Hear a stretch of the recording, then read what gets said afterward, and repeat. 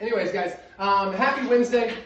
Hope you guys are having a great week. Tomorrow's Dwala Daily is going to be, or today's, depends on when you're watching this, 20-minute walk, jog, or run, okay? That says accumulate throughout the day. You should do that all at one time. It's 20 minutes. You can do the 20 minutes at a time. For tomorrow's warm-up, 5-minute AMRAP, 8 good mornings, 4 reverse burpees, which we did last week. I am not demoing that. I will post a video.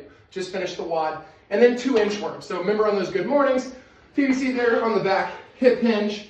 Again, anything you've got at home, nice and light to put on your shoulders there. So 8 good mornings, 4 reverse burpees, 2 inchworms. We'll go through that for 5 minutes. Then 90 seconds each side in our nice deep runner's lunge. So front foot out.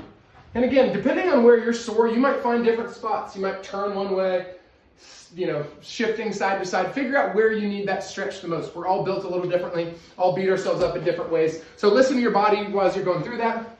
But that is 90 seconds in the lunge, and that's per side. So 90 seconds each side. Then when we get to our strength, it is a 12-minute EMOM. Minute number 1, 40 to 60 seconds of the wall sit. Obviously, if you're doing the 60 seconds, you are going to transition directly into that next minute. Otherwise, you'll have a little bit of rest time.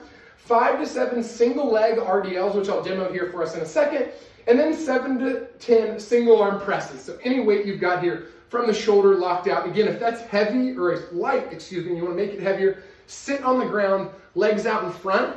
It's going to make you use a little more core. You're not going to be quite as strong. So if you don't have something that works really well as a heavier object for the 7 to 10, go to the floor to make it a little more difficult. But when we're looking at those 5 to 7 single leg RDLs, okay, you can go in both ways. You can keep one leg down, doing the same arm and the same leg together, or opposite. I don't have great balance for my back surgeries and whatnot. I'm a little stiff, so it's probably easier for me to alternate legs. So if my left leg is staying planted, my right leg, or my right hand will be on the kettlebell. I'm going to come down to the floor, coming right back up. If going all the way to the floor and touching seems too difficult, you can always just go half range of motion, coming to the mid shin, and right back up. Then we would switch arms, and again, doing that same thing. It might take you a little while. If you're like me and clumsy, this is pretty difficult, okay? This is not meant to be super, super, super heavy weights, but some more stability, some balance and coordination there. So again, that's 12 minutes. Then when we get to our workout for tomorrow, if you do not have a barbell, we're gonna do our own version of Isabel with a dumbbell. 100 dumbbell snatches. If you've got a barbell, you're welcome to load up the barbell and just do regular Isabel 30 snatches. Otherwise, if you are doing with the dumbbell, let's make sure, yep, I can fit in here. Butt down, chest up, coming all the way from the floor, locked out overhead, switching arms every rep. If that's difficult for you, if you've got a back issue, anything like that, you can come from the hang position all the way up, coming down, switching from the hang every time. Again, if you deal with lower back issues like myself, I would definitely recommend going from the hang here. 100 reps is a lot, especially if you haven't done that before. You could also alternate. Maybe I do 10 from the floor, 10 from the hang, back and forth for my 100. Once you're done with all that, you can knock out your core cash out. This can be done after the workout, anytime throughout the day. But what it's programmed is 2 to 3 sets of 100 flutter kicks, 25 weighted sit-ups, 100 more flutter kicks, and then 50 Russian twists.